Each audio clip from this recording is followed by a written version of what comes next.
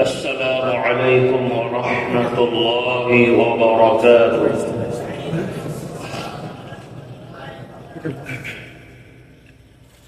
إن الحمد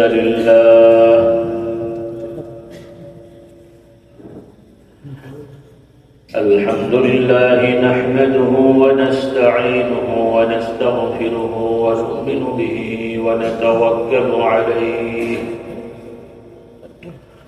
ونعوذ بالله من شرور أنفسنا ومن سيئات أعمالنا. من يهده الله فلا مضل له ومن يضلله فلا هادي له. وأشهد أن لا إله إلا الله وحده لا شريك له. وأشهد أن محمدًا عبده ورسوله صلى الله عليه وعلى آله وأصحابه وبارك وسلم. أما بعد فأعوذ بالله من الشيطان الرجيم. بسم الله الرحمن الرحيم. ما كان محمد أبا أحد من رجالكم ولكن رسول الله وخاتم النبيين وكان الله بكل شيء عليما. يا أيها الذين آمنوا اذكروا الله ذكرا كثيرا وسبحوه بكرة وأصيلا. সকলে আমরা সংক্ষেপে কয়েকবার তাসবিহ, তাহমিদ, তাকবীর ও দরুদ ও সালাম পড়ে আমার সাথে মহব্বতে পড়ুন সুবহানাল্লাহ, আলহামদুলিল্লাহ, ওয়া লা ইলাহা ইল্লাল্লাহ, আল্লাহু আকবার, ওয়া লা হাওলা ওয়া লা কুওয়াতা ইল্লা বিল্লাহিল আলিয়্যিল আযীম। সুবহানাল্লাহি ওয়া বিহামদিহি عدد خلقه ورضا نفسه وزنة عرشه ومداد كلماته. سبحان الله وبحمده عدد خلقه ورضا نفسه وزنة عرشه ومداد كلماته. سبحان الله وبحمده عدد خلقه ورضا نفسه وزنة عرشه ومداد كلماته. لا إله إلا الله وحده لا شريك له، له الملك وله الحمد وهو على كل شيء قدير. اللهم صل على سيدنا ومولانا محمد النبي الأمي وآله وسلم. اللهم صل على محمد وعلى آل محمد كما صليت على إبراهيم وعلى آل إبراهيم إنك حميد مجيد. اللهم بارك على محمد وعلى آل محمد كما باركت على إبراهيم وعلى آل إبراهيم إنك حميد مجيد. صلى الله عليه وعلى آله وأصحابه وبارك وسلم. আলহামদুলিল্লাহ। আল্লাহ তাআলার শুকরিয়া, আমরা কোরআনের মজলিসে, জিকিরের মজলিসে বসতে পেরেছি, আলহামদুলিল্লাহ। আল্লাহর শুকরিয়া, বহু বছর ধরে নিয়মিত আমিও আসছি, আমার আব্বাজান এসেছেন, আশপাশে আমার দাদাজানও বেশ কিছু জায়গায় এসেছিলেন, বয়স্কদের কেউ কেউ দেখেছেন। তো গত বছর আমি এসেছিলাম, আজকে যারা আছেন অনেকেই ছিলেন। কি কি বিষয় নিয়ে গতবার আলোচনা করেছিলাম, কিছু মনে আছে কি বিষয়গুলো? হ্যাঁ, একটু ধারণা দেন দেখি, অন্তত বিষয়গুলো যে এই এই ব্যাপারে কথা হয়েছে, মনে আছে কিছু বলা এই বিষয়? আচ্ছা, ধৈর্যের উপরে মাশাআল্লাহ আরও আমি হয়তো দু চারটি কথা বলেছিলাম। তো আজকেও বেশি দীর্ঘ সময় না, যতটুকু সুযোগ আছে বা আল্লাহ তাআলা দয়া করেন আমাদের সবার জন্য যেগুলো কল্যাণে আসবে, আল্লাহ তাআলা এমন কিছু বিষয় আলোচনা করার তৌফিক দান করুন। মাইকের আওয়াজ যতটুকু পৌঁছাচ্ছে, বাড়ি ঘরে মা বোনরা শুনছেন, আওয়াজ পাচ্ছেন, একটু মনোযোগের সহিত কথাগুলো শুনবেন, কারণ এই সকল আয়োজন আমাদের পূর্বপুরুষরা যে করে গেছেন, আমরাও যেগুলো করছি, এগুলো গতানুগতিক যেগুলো বর্তমানে হচ্ছে, এগুলো আর আমাদের আয়োজনের উদ্দেশ্য এক না। আমাদের উদ্দেশ্য হলো যেটা আল্লাহর নবী শিক্ষা দিয়েছেন, সেটা হলো এই ওয়াজের মাহফিল, কোরআনের মজলিস, জিকিরের মজলিসের ওসিলায় আমাদের ঈমানটা সতেজ হয়, মজবুত হয়, শক্তিশালী হয়। বলুন সুবহানাল্লাহ। আর এখনকার কিছু ওয়াজের নামে, তাফসীরের নামে যা হচ্ছে, কি যে হচ্ছে সেটা আল্লাহ পাক ভালো জানে, আর আপনারাও কে কি বোঝেন সেটা আপনারাই বোঝেন, আমি আর অন্য কথা বলছি না। কারণ তাফসীরের নামে তাফসীর হয় না, ওয়াজের নামে ওয়াজ হয় না, কম হয়। আর যতটুকু হয় সেটা আসলে ওই হওয়া না হওয়া কতটুকু তফাৎ সেটা বোঝা মুশকিল। এজন্যই আমাদের আজকে মুসলমানদের এই দুর্দশা। আমাদের সংখ্যা আছে, সম্পদ আছে, সময়ও আমরা কিছু ক্ষেত্রে ব্যয় করি, কিন্তু সবই হচ্ছে অস্বাভাবিকভাবে, এলোমেলোভাবে। ডাক্তারকে রোগ দেখিয়েছেন, ওষুধ রোগী ডাক্তারকে দেখিয়েছেন তার রোগের অবস্থা, ডাক্তার সাহেব ওষুধ দিল, 8 ঘন্টা পর পর তথা 3 বেলা খেতে হবে। সেই ওষুধ যদি 2 বেলা খায় কেমন হবে? 3 বেলা 7 দিন দেওয়া হয়েছে, এখন 2 বেলা করে যদি ওই একই ওষুধ 9 দিনে খায়, ভালো হবে তো নাকি? কাঙ্ক্ষিত ফল হবে না। যেভাবে ওষুধটা কাজ করার কথা সেভাবে সাধারণত কাজ করে না। তো আল্লাহ তাআলার পক্ষ থেকে কোরআন আমাদের জন্য উপদেশ, নিরাময়ক ওষুধ। বলুন সুবহানাল্লাহ। আল্লাহ তাআলা এই কোরআন সম্পর্কে কি বলেছেন, নবী রসুলগণের দায়িত্বটা কি ছিল, তারা নবী রসুল, তাদেরকে আল্লাহ কেন বানালেন? নবী রসুলগণের কি কাজ ছিল? যে তারা ওঝা, কবিরাজ নাকি তদবির কারক, যে মানুষের বিভিন্ন রকমের রোগ হলে ওনারা ঝাড়ফুঁক দিয়ে ওটা আল্লাহ ভালো করবেন, মানে ওনারা এই কাজটা করবেন নাকি? এগুলো নবী রসুলগণের দ্বারা আল্লাহ করিয়েছেন, কিন্তু এগুলো মূল কাজ না। এগুলো কি কাজ নয়? মূল কাজ না। কারণ এগুলো নবী ছাড়াও, রসুল ছাড়াও সাধারণ মানুষও তাদের গবেষণা, চিন্তা বা কি বলে ওইটাকে, অভিজ্ঞতার আলোকে করতে পারে। কিন্তু সব নবী রসুলগণকে নবুয়ত, রিসালাত দেওয়ার উদ্দেশ্য হলো যে তারা আল্লাহর পক্ষ থেকে যে ইলম, জ্ঞান তারা শিখেছেন, সেই জ্ঞান মানুষদেরকে তারা শিক্ষা দিয়ে মানুষদের সব ধরনের আন্তরিক, বাহ্যিক, ভিতরগত অন্যায়, অপরাধ থেকে তাদেরকে পবিত্র করবেন, পরিশুদ্ধ করবেন। বলুন সুবহানাল্লাহ। যেটাকে আমরা আত্মশুদ্ধি বলি, তরিকা তাসাউফ বলি না, তরিকা তাসাউফের আত্মশুদ্ধি মানে নিজেকে পরিশুদ্ধ করা। কি শ্যাম্পু আর সাবান দিয়ে গোসল করা নাকি? ওইটাও লাগবে। ওইটার সাথে সাথে আভ্যন্তরীণ পরিচ্ছন্নতা, পবিত্রতা, যেটা আল্লাহ রাব্বুল আলামিন কোরআনুল কারীম সম্পর্কে সকল মানুষকে আহ্বান করে জানিয়ে দিয়েছেন। আল্লাহ তাআলা বলেন, ইয়া আইয়ুহান নাস قد جاءتكم موعظة من ربكم وشفاء لما في الصدور وهدى ورحمة للمؤمنين।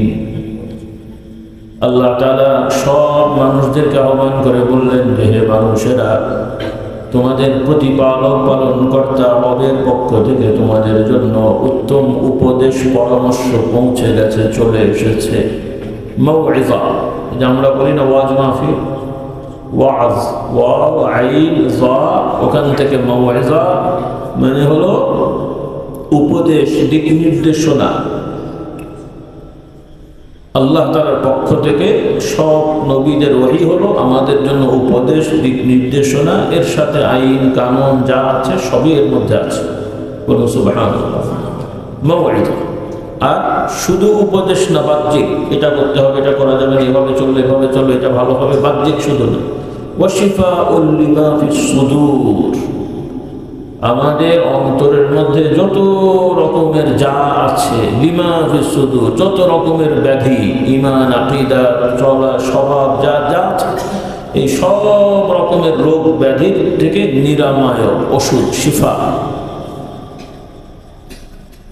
এর চিকিৎসা, চিকিৎসা কি বলে এটাকে, উপাদান, যেটা দ্বারা আমরা সুস্থ হতে পারবো, অন্তরে যা আছে সব সুস্থ করার জন্য এই কোরআনে আল্লাহ তাআলা সব দিয়েছেন। শুধু কোরআন না, যত ওহী আছে, কারণ কোরআন যেমন আল্লাহর পক্ষ থেকে হেদায়েত, নূর, আল্লাহ তাআলা অন্য আয়াতে তাওরাতের কথা, ইনজিলের কথা, এরপর ইব্রাহিম, অর্থাৎ যে নবীদের প্রতি কিতাব নাজিল হয়েছে, রাসূল, রিসালাত, সেইগুলোর কথা বলেছেন এবং ওহীর কথাও বলেছেন, যে আল্লাহর পক্ষ থেকে নবীদেরকে যা শেখানো হয়, জানানো হয়, সেটা লিখিত হোক আর অলিখিত হোক, এই সব কিছুর সবটাই তাদের জন্য, তাদের সব ধরনের সমস্যার সমাধানের মধ্যে নিহিত আছে। বলুন সুবহানাল্লাহ।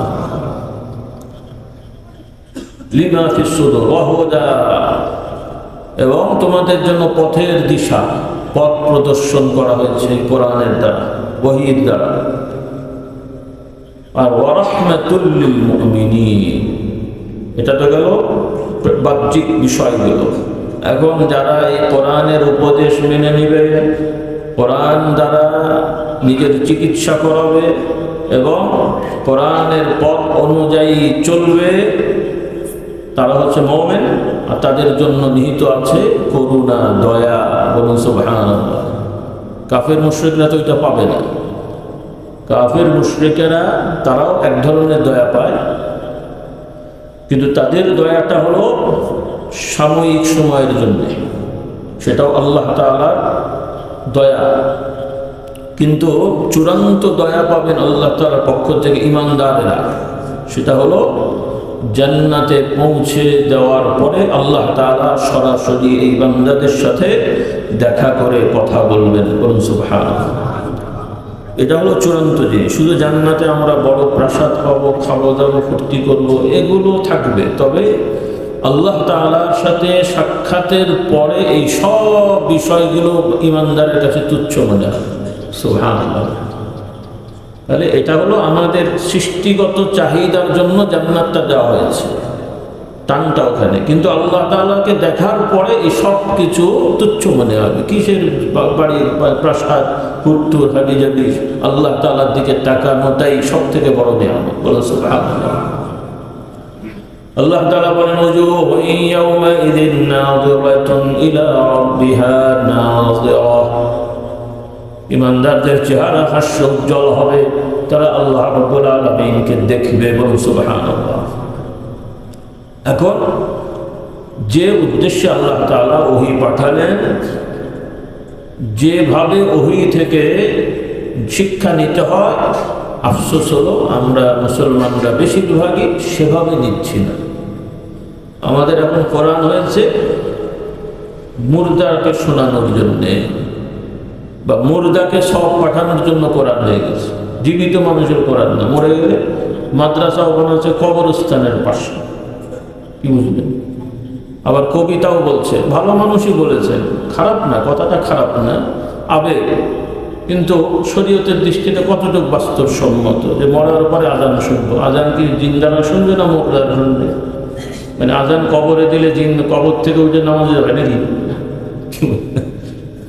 আবেগ। মরার পরে তো আর আজান শোনার দরকার নেই রে বাবা, আজান শুনতে হবে জীবিত অবস্থায়। আমাদের আবেগ আছে, আমরাও খুশি হই, খুব ভালো বলেছেন, ভালোই, উনি অনেক ভালো কথা বলেছেন আলহামদুলিল্লাহ। কিন্তু আমাদের বাস্তববাদী হতে হবে। ইসলাম হলো বাস্তবতা, ইসলামে কোনো কল্পনার জায়গা নেই। ইসলামে কোনো কল্পনার, জান্নাত জাহান্নাম কি কল্পনা না বাস্তব?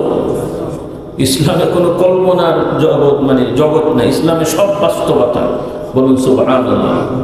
গায়বী বিষয়টাও বাস্তবতা, বলি আলহামদুলিল্লাহ। তো এই জন্যে আমার ভাই বোনদের বলতে চাই, কারণ এখন কত বিষয় নিয়ে বা বলবো, অল্প সময়, বেশি সময়তে নেওয়া যাবেও না। আপনারা মাশাআল্লাহ সচেতন এবং নিয়মিত ওয়াজ মাহফিল আসেন, সবই আপনাদের জানা বিষয়, নতুন করে তো আর শেখানোর কিছু নেই, শুধু একটু মনে করিয়ে দিই।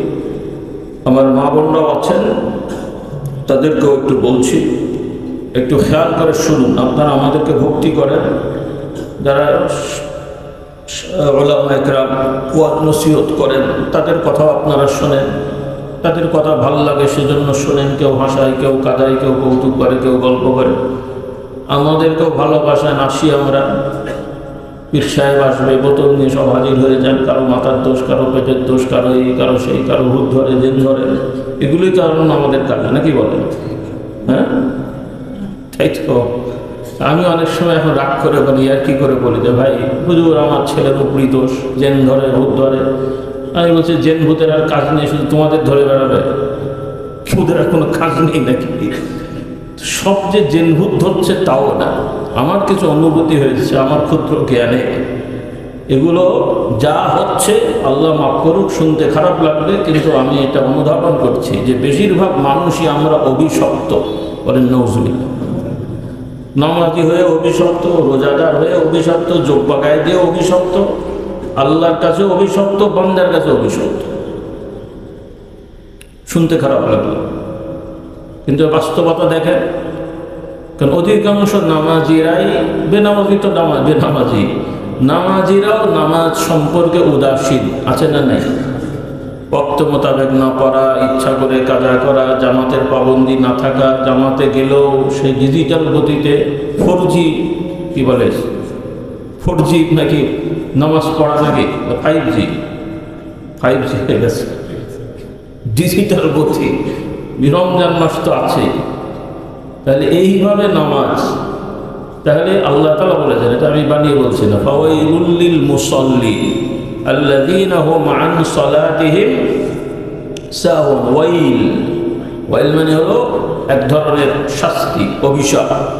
এবং কোনো কোনো বর্ণনায় আছে ওয়াইল একটা জাহান্নাম, নামই হচ্ছে ওয়াইল কোনো কোনো বর্ণনায়। মোট কথা শাস্তি আছে, তার দুর্ভোগ আছে ওর জন্যে। কার জন্যে? নামাজিদের জন্যে।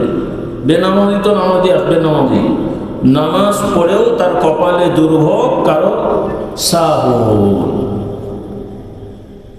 বেখিয়া, উদাসীন, পড়ে এটাই সারা, পড়তে হবে তাই পড়ে, শুধু সার্টিফিকেট পাওয়ার জন্য মুমিন।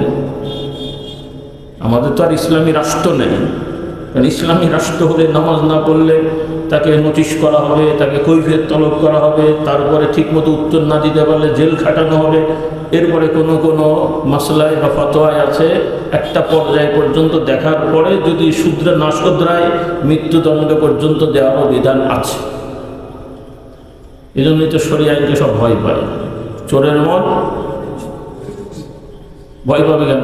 তুই যদি ভালো মানুষ হোস, তোর ভয়ের কারণটা কি? যেহেতু চুরি ডাকাতির অভ্যাস আছে, পুলিশ দেখলে ও অন্য কাজে গেলেও মনে করে আমাকে ধরতে এসছে মনে হয়।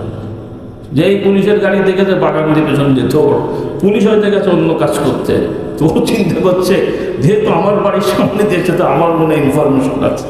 হ্যাঁ, কাজে এগুলো শুনতে হয়তো ভয় লাগছে, এগুলো ভয়ের কোনো কারণ না। কারণ আমরা যদি প্রকৃত মুমিনের দায়িত্ব পালন করি, আমাদের বাচ্চারা যেমন খাওয়া দাওয়া করে, গোসল করে, খেলাধুলা করে, তাদের কাছে নামাজ, রোজা, হজ, যাকাত এগুলো খুবই স্বাভাবিক, এবং তাদের এটা কি বলে আপনার না করাটাই অস্বাভাবিক। বলুন সুবহানাল্লাহ। না করাটাই অস্বাভাবিক। কিন্তু মুশকিল হয়েছে আমাদেরই তো অনেকের নামাজ ফরজ হয়েছে 40, 45, 35 বছরে, যেমন এই দাওয়াতি ভাইয়েরা টেনে টেনে নিয়ে এসছে নাকি, তারা এটা ফরজ হয়নি, তাই তো নাকি? হ্যাঁ, আবার অনেকে তো রিটায়ারমেন্টের পরে ফরজ হয়েছে। আল্লাহ আমাদের সবাইকে হেদায়েত দান করো। আমরাও চিন্তা করছি আমাদের ছেলে মেয়েদেরই তাই হবে। এখন যা হচ্ছে হোক, দুনিয়ায় বাড়ি ঘরে সব করে টরে তারপরে শেষ বয়সে হজ টজ করে তসবি টসবি নিয়ে ফেরেশতা হয়ে যাবে আর কি। কিন্তু আল্লাহ মাফ করো, আশা তো ভালো, কিন্তু অতদিন বাঁচবে তার নিশ্চয়তা আছে তো? নিশ্চয়তা আছে? আল্লাহু আকবার। ওয়ামা তাদরি নাফসুম মাযা তাকসিবু গাদা ওয়ামা তাদরি নাফসুম বিআইয়ি আরদিন তামুত। আল্লাহ তাআলা বলছেন তোমাদের যে অবস্থা, তোমরা প্রত্যেকেই চিন্তা করো, তোমাদেরকে আগামীতে কি করবে সেটা তোমরা জানো না। কোন মাটিতে কোথায় তোমাদের মৃত্যু হবে সেটাও তোমাদের কোনো হদিস নেই, খবর নেই। হ্যাঁ, এই জন্য প্রস্তুতি সবসময় আমরা নিয়ে রাখি। বাড়ি বানাচ্ছেন, গাড়ি করবেন, সবই হোক, এটা কোনোটাই দোষ না। দুনিয়ার প্রয়োজনীয় বিষয়ের জন্য পদক্ষেপ নেওয়া, পরিকল্পনা করা, আল্লাহর প্রতি ভরসা রেখে উপকরণ ব্যবহার করা, এগুলো শরীয়তের হুকুম, এটা ইসলামের আইন। অন্য ধর্মে এগুলো নাই। অন্য ধর্মে একদল হয়তো বেশি বস্তুবাদী, আর একদল কল্পনাবাদী, কিন্তু ইসলামের বিধানে বাস্তবতা। এখানে বস্তুবাদীও না, কল্পনাবাদীও না। আল্লাহ তাআলা যেভাবে আমাদের সৃষ্টি করেছেন ওই বিষয়গুলোকে আল্লাহ তাআলা মূল্যায়ন করতে বলেছেন, বলুন সুবহানাল্লাহ।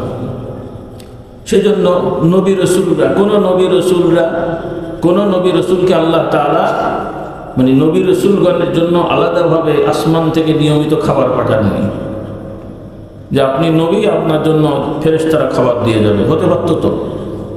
সব নবী রসুলকে সামাজিক পেশাজীবী বানিয়েছেন আল্লাহ তাআলা। আমরা যাও একটু হুজুর পীর সাহেবরা একটু হাদিয়া নজরানার উপরে নির্ভর করি, কিন্তু নবী রসুলগণ কেউই কোনো হাদিয়া নজরানার উপরে নির্ভরতা ছিল না। আমাদের প্রিয় নবী মুহাম্মদ সাল্লাল্লাহু আলাইহি ওয়াসাল্লাম, তিনিও নবুয়তি দায়িত্ব মানে দাওয়াতি কাজ শুরু করার আগে, কারণ তিনি তো নবী তো সৃষ্টিগতভাবেই, সুবহানাল্লাহ, কিন্তু হঠাৎ করে হন নাই। হাদিসের ভাষা অনুযায়ী, অর্থাৎ আল্লাহ তাআলা যেমন সৃষ্টি জগৎ পরিকল্পিতভাবে সৃষ্টি করেছেন, আদিতেই তিনি খেয়াল ঠিক রেখেছেন এটাকে এটা করবেন, এটা করবেন। তো আদম আলাইহিস সালাম, তার বংশে সব নবী রাসূল মানুষ, কিন্তু আদম আলাইহিস সালামেরও দেহ যখনও বানানো হয়নি, তারও আগে আল্লাহ তাআলা আল্লাহর নবী মুহাম্মদ তার বংশে তিনি সৃষ্টি করে শেষ নবী করবেন, সেটা আল্লাহ তাআলা ঠিক করে রেখেছেন। সুবহানাল্লাহ। এখানে আকীদার অনেক ব্যাপার স্যাপার আছে। আল্লাহর নবীকে আল্লাহ শিখিয়ে দিয়েছেন, কারণ একদল লোক হযরত আলী রাদিয়াল্লাহু তাআলা আনহুর অনুসারী বা ভক্ত দাবিদার, তাদের মধ্যে একটা গ্রুপ আছে, ওদের মধ্যে আবার অনেক গ্রুপ আছে। তাদের মধ্যে একটা গ্রুপ হলো, তাদের বিশ্বাস হলো যে জিবরাইল ওহী নিয়ে এসেছিল হযরত আলীর জন্য, ভুলে মুহাম্মদ সাল্লাল্লাহু আলাইহি ওয়াসাল্লাম দিয়ে চলে গেছে। নাউযুবিল্লাহ। এরকম শয়তানি বাতনামি কথা তাদের বলছে। কারা? দেখলে সব ফেরেশতার মতন, পাগড়ি, হাতের তসবিহ, এত বড় দাড়ি, দেখলে মনে করবেন এই ফেরেশতা নাজিল হয়েছে বলে, কিন্তু শয়তানের আকীদা একদম। আল্লাহ আমাদেরকে সঠিক জ্ঞান দান করুন। সেজন্য ভাই, দাড়ি টুপি জুব্বা পাগড়ি এগুলো লাগবে, ভালো জিনিস, কিন্তু এগুলো দেখলেই তাদের খপ্পরে পড়া যাবে না। সব দাড়িওয়ালা জুব্বাওয়ালা বাবা আল্লাহওয়ালা না। আমি এই জন্য রাগ করে বলি অনেক শয়তানওয়ালাও আছে। রাগ করলেন নাকি আপনারা? কারণ যারা এই রকম আকীদা, এ কি আল্লাহওয়ালা? দাড়ি তো আছে, টুপি তো মাথায় আছে, পাগড়িও আছে, মিষ্টি মিষ্টি কথা বলে। আল্লাহু আকবার। তাহলে রাসূলুল্লাহ সাল্লাল্লাহু আলাইহি ওয়াসাল্লাম তিনিও দাওয়াতি কাজ শুরু করার আগেও ব্যবসা করেছেন, তারপরেও মক্কা শরীফে 13 বছর টোটালটাই তিনি ব্যবসা করেছেন, এবং মদিনা শরীফে আসার পরেও, রাষ্ট্রীয় ক্ষমতা পাওয়ার পরেও আল্লাহ তাআলা বাইতুল মাল থেকে তার ভরণ পোষণের একটা ব্যবস্থা করার সাথেও তিনি ব্যক্তিগত কিছু সম্পদ রাখতেন জীবিকা নির্বাহের জন্যে। বলুন সুবহানাল্লাহ। আর আমরা তাওয়াক্কুলের নামে মানুষের কাছে হাত পাতা শিখাচ্ছি আমরা অনেককে, অথচ নবীর শিক্ষা কি? করো না, ভিক্ষা মেহনত করো, সবই। আবার ভুলভাবে নিয়েন না, যারা দায়িত্বশীল গরিব অসহায় ছাত্রদের বাচ্চাদের লালন পালন করার জন্য কমিটি বা দায়িত্বশীলরা মানুষের কাছে যান, ওনারা ভিক্ষা করেন না, তাদের আবার ভিক্ষুক বলেন না। ওনারা কি নিজের জন্য যায় নাকি? আবার অনেকে এটা ভুল বোঝে।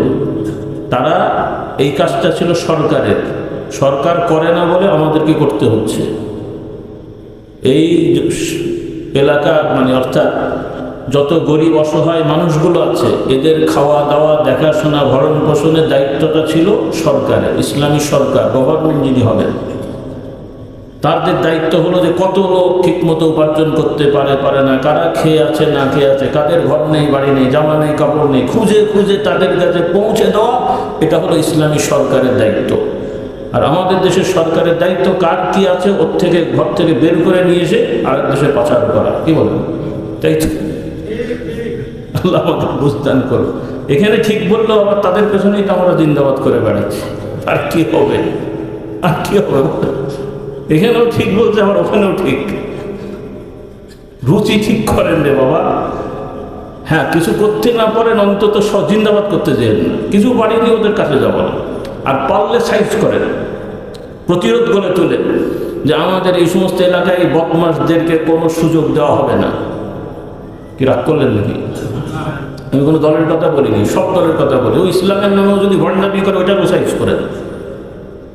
নাম ব্যবহার করলে কি সব ফেরেশতা নাকি? আমি তো আগেই বললাম, কারণ বর্তমানে ইসলামের নামেও অনেক শয়তান বের হয়েছে। যেমন একদল বলবে আমরা কোরআন মানি, কথা সুন্দর, কিন্তু এই কোরআন মানা দাবিদারের মধ্যেও শয়তান আছে, হাদিস মানা দাবিদারের মধ্যেও শয়তান আছে, মাযহাব মানা দাবিদারের মধ্যেও শয়তান আছে। আমাদের তার বাদ দেবো কেন? পীর মুরিদি করা যারা আছে এদের মধ্যে বান্দর শয়তান আছে। কারণ যারা শেখায় মুরিদদেরকে পীরের হাতে বায়াত হলে মুরিদ হলে পীর তোমাকে পার করে নিয়ে যাবে, এগুলো কি শয়তানি না? পীর পার করবে তো কে পার করবে? তো যে শেখাচ্ছে দয়াল বাবা পার করে না। হ্যাঁ, তো এগুলোকে হালকা করে দেখার কোনো সুযোগ নেই। এগুলো ইসলামের বুনিয়াদি জিনিস। ইসলামের বুনিয়াদি জিনিসে কেউ বাঁদরামি করলে এখানে কোনো ধরনের নম্রতা নমনীয়তা দেখানোর কোনো সুযোগ নেই। এটা বুঝতে হবে আপনাদেরকে। শুধু টুপিদারি মুশকিল হচ্ছে, আমাদের দেশি লোক তো পূজারি, কেন এখনও সনাতন ধর্মের লোকেরা আমাদেরকেও পুজো করে জানেন।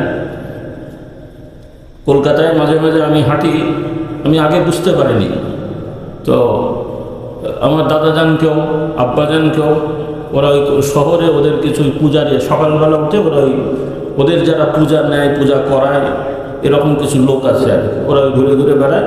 ওই দোকানদাররা আসে, ওদের মাথায় কী সব লাগায়, কিছু টন টন মন করে ওগুলো সব মানে ঝাড়ফুঁক দেয় ইত্যাদি করে আর কি। তো কলকাতা আমাদের একটা বাসা আছে, তো মাঝে মাঝে ওই বেরোলে দেখি যে আমাকে প্রণাম করে চলে যাচ্ছে। কী ব্যাপার এরকম করে কেন? পরে বুঝলাম আব্বা বলতেন, কারণ ওদের নিয়ম হলো যে সকল ধরনের ধর্মীয় গুরুরা ওদের পূজার পাত্র আর কি, ওরা শেখায় আর কি। তো সেজন্য ওরা গাছ পুজো করে, মাছ পুজো করে, কুমির পুজো করে। ওদের আর কি দোষ দেবেন? আমাদের মুসলমানগুলি তো পুজো করে। ওই যে কোথায় জানেন, বাগেরহাটে হযরত কি খানজান আলী রহমতুল্লাহ আলাইহি, ওনার ওখানে একটা বড় পুকুর আছে, দিঘি আছে, ওখানে কিছু কুমির টুমির আছে, ওখানে মানত নিয়ত করে মুরগি ছাড়ে। আল্লাহ এদের হেদায়েত দান করো। এরপরে ইয়েতে মনে হয় কচ্ছপ আছে সিলেটে, ওখানে ওই একই কাণ্ড করে। এরপরে আরেকটা পাথর নাকি আছে ওখানে, আমি অনেক আগে এসে মনে ভুলে গেছিলাম, পরে যখন ইউটিউবে আসছে তো ওখানেও ওই পানি ঢেলে, পাথরের উপরে পানি ঢেলে আবার ওটাকে গড়িয়ে আসে, ওইটা ধরে আবার খায়, চুমু খায়। আল্লাহ এদেরকে হেদায়েত দান করুন। তো আসলে আমরা সম্মান করা, ভদ্রতা এগুলো দরকার, কিন্তু সম্মান করতে যে পুজোর মতন করা, ইবাদতের মতন করা, এই জিনিসগুলো ওই আদিকালের এদের যে বদভ্যাস সেগুলো আমাদের মধ্যে রয়ে গেছে। আবার আরেকটা ঝামেলা আছে, শিরিক মুক্ত হতে যে আবার কিছু লোকেরা বেয়াদব হয়ে যাচ্ছে। এরা আবার আলেম ওলামা পীর মাশায়েখ বুজুর্গদেরকে তাদের মূল্যায়ন করতে চায় না। তারা সব মানুষকে সমান বানিয়ে ফেলছে। সব মানুষকে সমান, আল্লাহর কাছেও সমান। ইহতিরাম আর ইবাদত এই দুটো গুলিয়ে ফেলে অনেকে। সম্মান করতে হবে। আল্লাহ নবী কি বলছেন? এমনিও সাধারণভাবে রাসূলুল্লাহ শিক্ষা দিলেন, আমাদের মধ্যে যারা বড়দেরকে সম্মান করে না, ছোটদেরকে স্নেহ করে না, তারা আমার দলভুক্ত না, মানে আমার উম্মতের মধ্যে এগুলো পড়ে না। সেখানে আমাদের এখন বর্তমান প্রজন্মের কলেজের ছেলেরা আবার ইসলামের নামেও ফেসবুকে দেখি কত গুরু, এদের যে ভাষা, কিন্তু ইমানের মধ্যেই পড়ে না। কারণ মিথ্যে কথা বলে, গালাগালি করে, গিবত গিল্লা করে, এগুলো কিসের খাসলত? ইমানের না মুনাফিকের? তো এই মুনাফিকি করে আবার এরা দিন কায়েম করছে, দুনিয়ার মিথ্যে কথা বলছে, আর একজনের 14 গোষ্ঠী উদ্ধার করছে, গিবত গিল্লা করে বেড়াচ্ছে, কার কোন হুজুরের ঘরের মধ্যে কি ভুল আছে সেগুলো ঢুকে বের করছে। এগুলো কি মুসলমানের কাজ? বরং আল্লাহর নবীর শিক্ষা কি? যে ব্যক্তি অন্য ব্যক্তির ব্যক্তিগত দোষ ত্রুটি গোপন রাখবে, আল্লাহ তাআলা তারও দোষ ত্রুটি গোপন করে দেবেন। আর যে ব্যক্তি আর একজনের দোষ ত্রুটি বের করে তাকে হেয় করার চেষ্টা করবে, আল্লাহ তাআলা ওর মর্যাদা বরবাদ করে দেবেন। তাহলে এখন হবেই তাই, খেসারত দিতে হচ্ছে, হবে, সামনেও হবে। যদি এখন এরা শিক্ষা না নেয়, দাওয়াতি কাজ করবে, কেউ ভুল করলে নাম না ধরে আমভাবে বলতে হয়। ইসলামের শিক্ষাটাকে খুব ভালো করে বোঝেন। অথরিটি তাদের কথা আলাদা, রাষ্ট্রীয় অথরিটি, তারা সুনির্দিষ্ট ব্যক্তিকে সার্চ করবে, বলবে, সেটা ঠিক। কিন্তু আমভাবে আমরা যারা দিনের কাজ করি, কোনো মাওলানা হুজুর বিশ্বাস যদি কোনো ভুল করে, নাম ধরে না, তাদের ভুলটাকে বলতে হবে। রাসূলুল্লাহ সাল্লাল্লাহু আলাইহি ওয়াসাল্লাম যেমন বলতেন, কি বলতেন? আমি সংবাদ পেলাম একদল লোক নাকি এরকম এরকম বলে, এরকম এরকম করে। সুবহানাল্লাহ বলে। ওখানে তো মদিনায় তো সবাই শুনলো, যারা করে ওরাও শুনলো, যারা শুনেছে তারাও জানলো। কিন্তু রাসূলুল্লাহ সাল্লাল্লাহু আলাইহি ওয়াসাল্লাম তাদের সম্মান নষ্ট করেন, এই লোকগুলো এরকম করে, ওরা হয়তো আছে ওর মধ্যে, বেচারাদের মান সম্মানের ব্যাপার না। হ্যাঁ, তাহলে আল্লাহ নবী সাল্লাল্লাহু আলাইহি ওয়াসাল্লাম একদম সবাইকে শিক্ষা দিয়ে দিলেন। বলুন সুবহানাল্লাহ। যারা ভুল করেছে তারাও শিখে গেল, আর যারা ঠিক ছিল, মানে ওই ভুলে আক্রান্ত হওয়ার সম্ভাবনা ছিল, তারাও শিখে গেল। বলি আলহামদুলিল্লাহ। এটা হলো ইসলামের বিধান। আল্লাহু আকবার। তো যাই হোক, আমি যে কথাটা দিয়ে শুরু করছিলাম, ভাই বোনেরা, আল্লাহ তাআলা যে উদ্দেশ্যে ওহী পাঠিয়েছেন, সেই উদ্দেশ্যটা আমাদের খেয়াল করতে হবে। যে নবী রাসূলগণ আমাদেরকে আল্লাহর পক্ষ থেকে জ্ঞান শিক্ষা দিয়েছেন, সেই জ্ঞানের মাধ্যমে আমাদেরকে পরিশুদ্ধ করেছেন। তাহলে আমাদেরকেও সেই জ্ঞান শিখতে হবে। রাজি আছি? আলহামদুলিল্লাহ। আল্লাহ তাআলা আমাদের সবাইকে তৌফিক দান করুন। এখন এটার জন্য আমাদেরকে ওয়াজ শুনতে হবে, কোরআন শুনতে হবে, নবীর হাদিস শুনতে হবে, পড়তে হবে এবং শুনতে হবে, দুটাই দরকার। এজন্য হাদিস পাকে বলা হয়েছে, রাসূলুল্লাহ সাল্লাল্লাহু আলাইহি ওয়াসাল্লাম বলেন, আল্লাহর ঘরে একদল ঈমানদার যদি একত্রিত হয়ে কোরআন পড়ে এবং কোরআন শিক্ষা গ্রহণ করে, কি গ্রহণ করে? হ্যাঁ, রাসূলুল্লাহ সাল্লাল্লাহু আলাইহি ওয়াসাল্লাম বললেন, একদল মানুষ যদি আল্লাহর ঘরে বসে, মাজতামা কওমুন ফি বাইতিন মিন বুয়ুতিল্লাহ, মানে মসজিদে বসে কোরআন পড়ে আর শিক্ষা গ্রহণ করে। কি করে বলেন? পড়ে আর শুধু পড়ে না, শুধু তেলাওয়াত না। তেলাওয়াত করলে আপনারা শুনলেন, এটাও ভালো, এটাও ভালো, এটাকে আবার ছোট করবেন না, কারণ অনেক ধরনের সমস্যা। কটা বলবো ভাই, আগেও বলেছি মনে হয়। কারণ আবার একদল লোক বলে বেড়ায়, কোরআন শরীফ না বুঝে শুধু তেলাওয়াত করলে, খতম করলে নাকি সওয়াব হয় না। এরকম কথা আমাদের কানে এসছে, আপনারা শুনেছেন কিনা আমি জানি না। এটা খুব জঘন্য ভুল কথা, খুব জঘন্য ভুল কথা। আমাদের কথা হলো, কোরআন শরীফ না বুঝেও যদি কেউ তেলাওয়াত করে, সওয়াবের নিয়তে খতম করে, সেটাও সওয়াবের কাজ এবং বরকতের বিষয়। কিন্তু বোঝার চেষ্টা করতে হবে, কিন্তু কি বোঝার চেষ্টা করতে হবে সাধ্য অনুযায়ী। সেটা পড়ে হোক অথবা শুনে হোক, অথবা পড়ে শুনে উভয়টাই হোক। এইটা আমাদের অভাব আছে, সবই অভাব। কারণ এখন তো তেলাওয়াতের লোকও কমে গেছে, না বেড়েছে? বলেন, আপনারা বলেন। আগে যাও একটু, এখন জনসংখ্যা বেড়েছে, দাড়িওয়ালা টুপিওয়ালা বেড়েছে, নামাজি বেড়েছে পার্সেন্টেজ আগের তুলনায়। কিন্তু আগে যে কয়টা লোক নামাজ পড়তো, আর ওই কয়টা লোকের মধ্যে যেভাবে কোরআন পড়ার একটা মানে আগ্রহ ছিল, আমার কাছে মনে হচ্ছে ওইটা কমে গেছে।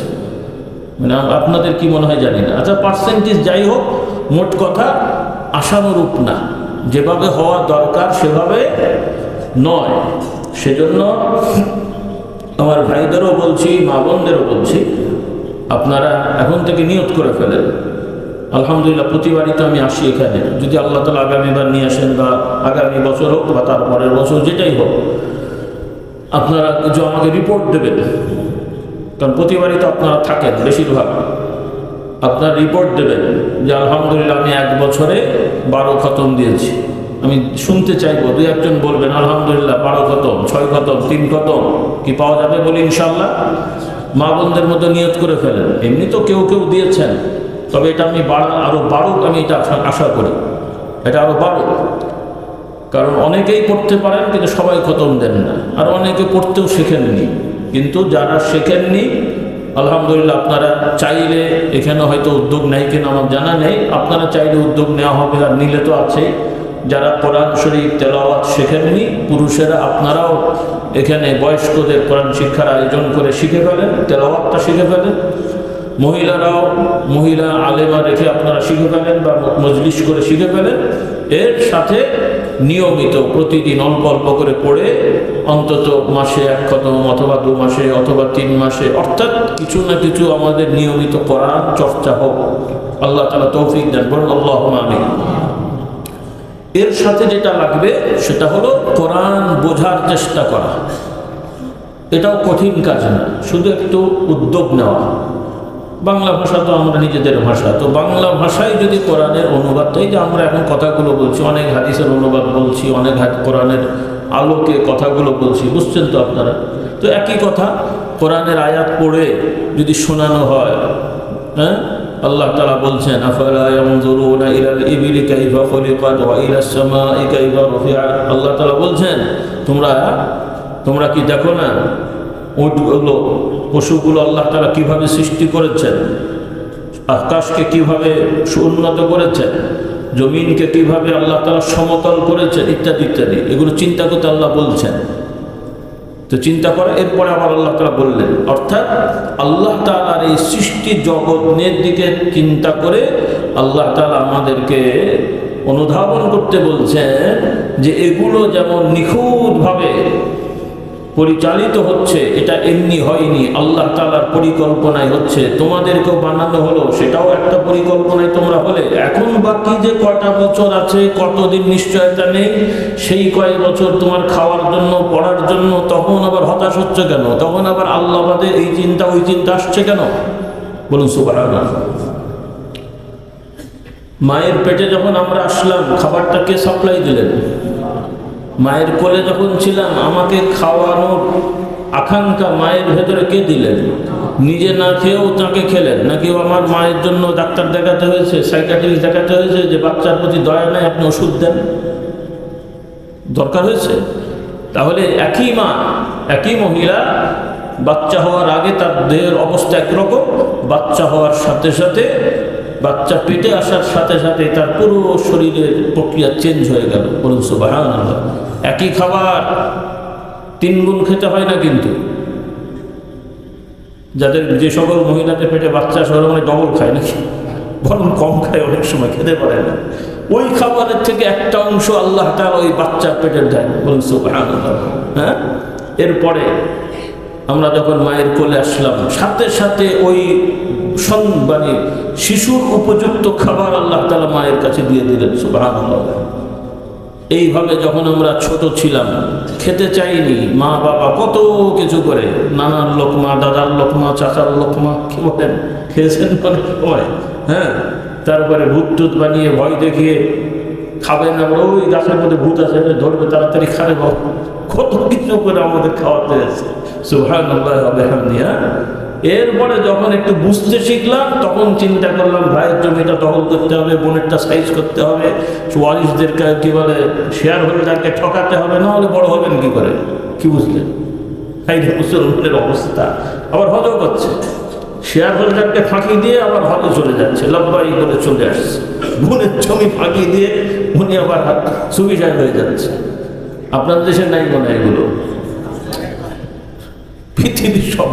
এই জন্য আমি বলছি বাবা, এটা জেন ভূত ধরেনি, সব অভিশপ্ত। কারণ যাদেরকে আমরা ঠকিয়েছি, আপনারা তো মানে যারাই আমরা এই অন্যায়গুলো করেছি, আমি যতবারই হুজুর হই আমার বোনকে ঠকালে সে কি আমার জন্য দোয়া করবে তা নাকি? তাহলে ওই বদদোয়া কোন হুজুরের পানি পড়ায় যাবে? কোথায়? পাকিস্তানের হুজুর, মক্কা শরীফের ইমাম সাহেব? ধরে নিয়ে আসেন বেটাকে, দেখি কি করতে পারে। হ্যাঁ, বান্দার হক নষ্ট করে গলায় তাবিজ আর পানি পড়া খেয়ে সুস্থ থাকার চিন্তা করলে মন করে কি বলে আপনার ইয়ের জগতে আছেন আপনি। এগুলো অভিশপ্ত। যেমন বিষাক্ত মধু খেলে অনেক শক্তি হয়, তো মধু কিন্তু বিষ পড়ে গেছে, অসুবিধা নেই, মনে হয় খাবেন তো শক্তি হবে। হয় বিষের কার্যকারিতা কম হবে, কিন্তু মধুর উপকার তো শুধুমাত্র খাওয়া দাওয়া নয়, এই খাওয়া যদি হালাল না হয় এটাও বিষাক্ত খাবার। কি খাবার? চুরি করা টাকা, আত্মসাৎ করা টাকা, মানুষকে কষ্ট দেওয়া টাকা, এই খাবার মজার মজার বিরিয়ানি, কাচ্চি, হাবুয়া ইত্যাদি ইত্যাদি হাবি যাবি, এগুলো খেতে মজা লাগছে, কিন্তু আল্লাহ রাব্বুল আলামিন বলেন ইন্নামা ইয়াকুলুনা ফি বুতুনিহিম নারান ওয়া সায়াসলাউনা সাঈরা। যারা হারাম খায়, মজার মজার খায়, খেয়ে খেয়ে ভালো লাগে, মজা লাগে, আল্লাহ বলছেন তোরা খাবার খাচ্ছিস না, বরং পেটে তোদের আগুন খাচ্ছিস। কি খাচ্ছিস? অর্থাৎ কিয়ামতে তাদের পেটের ভেতরেও আগুন জ্বলবে, আর ওপরেও আগুন দিয়ে তাকে রোস্ট করা হবে, গ্রিল করা হবে। নাউযুবিল্লাহ। ওয়া সায়াসলাউনা সাঈরা। আল্লাহ আমাদেরকে জাহান্নাম থেকে মুক্তি দান করুন। এই জন্য আমার ভাই বোনেরা, এই জায়গাগুলো ঠিক করেন। আপনি হয়তো 6 তলা 10 তলা 20 তলার মালিক হন না হন, অন্তত শান্তি পাবেন, প্রশান্তি পাবেন, প্রফুল্লতা পাবেন, বলুন সুবহানাল্লাহ। আর হালাল হারামের বাদ বিচার না করে টাকা পয়সা বাড়ি গাড়ি হোক, কিন্তু মনেরও শান্তি নেই, সামাজিকও শান্তি নেই, লুকোচুরি করে পালাতে হবে। হ্যাঁ, কি বলে আপনার সম্মান নিয়ে রাস্তায় বের হওয়া যাবে না। ই দফা গেলে ও দফা, ও দফা গেলে এক গ্রুপ আসলে আরেক গ্রুপ পালায়, আরেক গ্রুপ আসলে আরেক গ্রুপ পালায়। কেন এত পালাতে হবে রে বাবা? এই দেশের তোরা নাগরিক, ভালো কাজ করবি, মিলেমিশে থাকবি, সততার সহিত চলবি।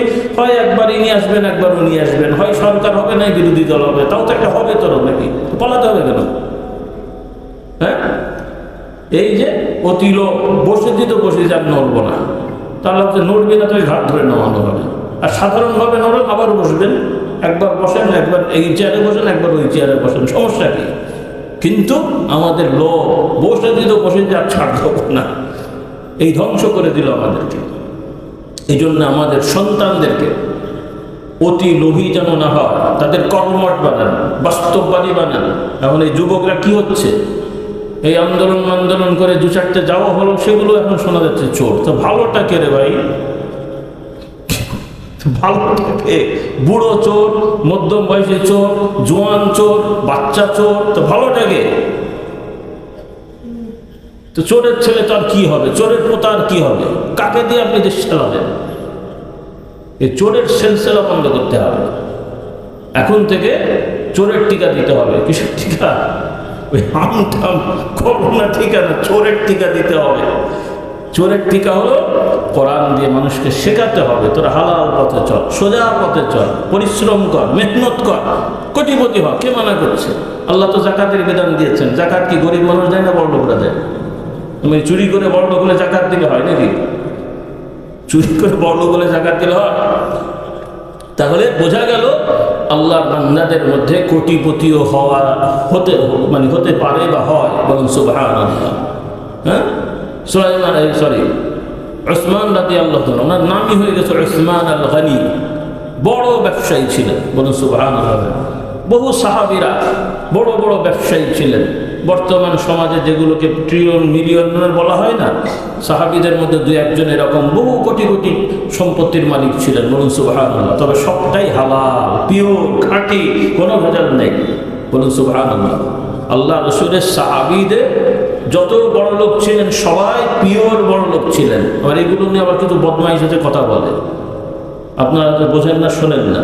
আরব দেশে কিছু বদমাইশ আছে, ওদের আবার ফেলেবার আমাদের দেশেও কিছু আছে আর কি। ওরা আবার ইনাদের ব্যাপারেও, সাহাবীদের ব্যাপারে উল্টো পাল্টা বকে, ঐতিহাসিকভাবে ওনার এই এত টাকা গেল কোথায়, এত সম্পদ গেল কোথায়, নাউযুবিল্লাহ। যেন ওনাকে আল্লাহ দায়িত্ব দিয়েছে খোঁজাখুঁজির জন্য। আল্লাহু আকবার। তো যারা আল্লাহ তাআলার ওহীতে সন্তুষ্ট না, তো তাদের ঈমান ঠিক হয়? যেখানে আল্লাহ তাআলা, আল্লাহর নবী, সাহাবী, আমভাবে যারা তার প্রতি ঈমান এনেছেন, তো সেখানে তোমার আর কথা বলার দরকারটা কি আছে? কোরআনের বক্তব্য বড় নাকি ঐতিহাসিকদের বক্তব্য বড়? হ্যাঁ, তাহলে ঐতিহাসিক মানুষ লিখেছে, সেও শুনে লিখেছে, কতটুকু সত্যতার নিশ্চয়তা নেই।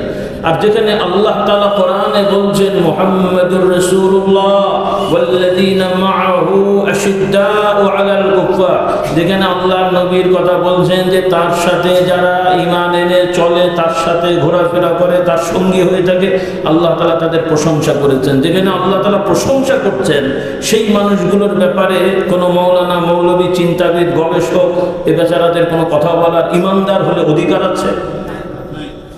কাজের কাজ নাই, ওখানে ওনারা কথা বলতে হবে।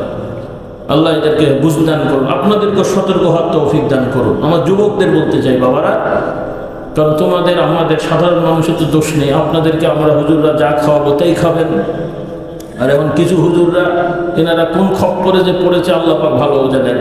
এ বেচারাদের তো আমি মাথামুন্ড খুঁজে পাই না, কিছু লোক আর কি। আল্লাহ এদের সবাইকে হেদায়েত দান করুন, বলুন আল্লাহুম্মা আমিন। তো এখন যে কথাটা আমি বলতে চাচ্ছিলাম, আপনারা ব্যবসায়ীরা ব্যবসা করবেন, চাকরিজীবীরা চাকরি করবেন, সবাই হুজুর মাওলানা হওয়ার দরকার নেই। আর আপনারা আপনাদের সন্তান পীর সাহেব হোক, এটা তো আমিও চাইব না। কি বলেন? হ্যাঁ, আমরা একটা পীর মুরিদি করছি, আবার আপনাদের ছেলে বলে পীর হলে আমাদের মুশকিল। তবে ধর দরকার নেই, আপনাদের কি হওয়ার দরকার নেই, কিন্তু অন্তত হ্যাঁ যাই হোক হালাল উপার্জন যেন করেন। কারণ এখন তো ওই যেটা বললাম ভাই, রগে রগে হারাম ঢুকে পড়েছে।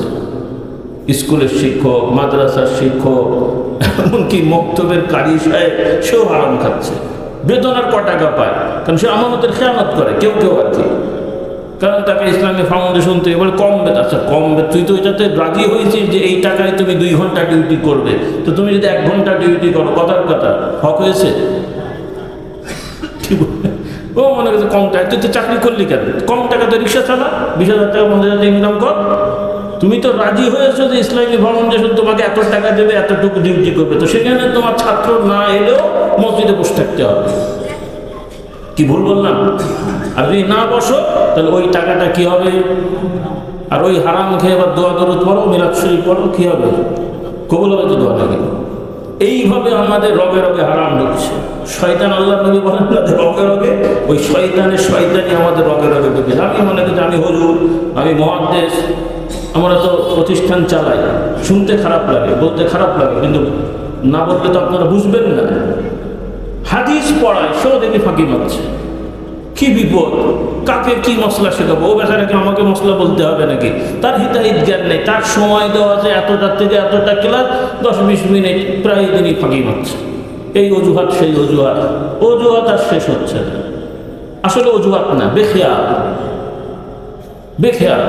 অনেকে রাগ করেছে আমি, যে আপনি না পারলে বলবেন তো, কিন্তু আমি বললাম আমি করব, কিন্তু করলাম না, ঝামেলা না? পারবো না বলে তো হুজুর আমি এটা পারবো না, ঝামেলা শেষ। কারণ আমরা তো আশায় আছি উনি করবেন, ছাত্ররা বসে আছে ওনার থেকে শিখবেন। তাহলে বছরে দেখা গেল একটা বড় অংশ তিনি পড়ালেন না, ঠিক মতো পড়ালেন না, অধিকার নষ্ট হয়েছে না? বেতন তো উনি সবই দিয়েছেন, বেতন তার কম নেননি। তাহলে কি হলো?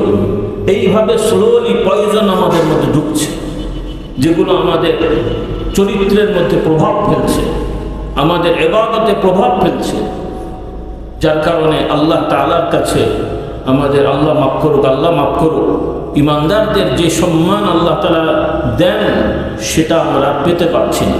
আল্লাহ তাআলা তো দেন, কারণ আল্লাহ তাআলা তার বান্দাদের, খাস বান্দাদের জন্যে আল্লাহ তাআলা ঘোষণা দিয়েছেন। আল্লাহর নবী বলেন হাদিসে কুদসি, যারা আল্লাহর প্রিয় বান্দা হয়ে যায়, এদের সাথে যারা শত্রুতা করে, আল্লাহ তাআলা বলছেন আমি তাদের বিরুদ্ধে যুদ্ধ ঘোষণা করি।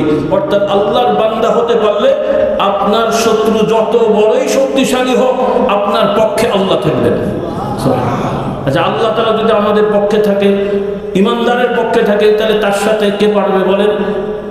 আমেরিকা পারবে বলে? ওদের মিসাইল আছে, পারবে? বলুন সুবহানাল্লাহ। তাহলে এটা তো শুধু মুখের কথা বললে হবে না, মুসা আলাইহিস সালামের আল্লাহ তাআলা ঘটনা বলেছেন, নবীদের সাহাবাদের ঘটনা হাদিস শরীফে এসেছে। কাজে আমাদের যে বিষয়টা করা দরকার সেটা হলো, আসুন আমরা কোরআনের শিক্ষার সাথে নিজেদেরকে জড়িয়ে ফেলি। সাহাবারা আল্লাহর নবীর শিক্ষাকে যেভাবে মূল্যায়ন করে তারা চলেছেন, আমরাও সেভাবে চেষ্টা করে যাই। আমরা সাহাবী হতে পারবো না, কিন্তু আল্লাহর নবীর সাহাবীদেরকে আল্লাহ তাআলা যেভাবে যে সময়ে গায়বীভাবে সাহায্য করেছেন, ইনশাআল্লাহ আমরা সেই পথের প্রতীক হলে আমাদেরকেও আল্লাহ তাআলা ইনশাআল্লাহ করবেন। বলুন সুবহানাল্লাহ। তবে শর্ত হলো সেই পথে চলতে হবে। শর্ত হলো কি?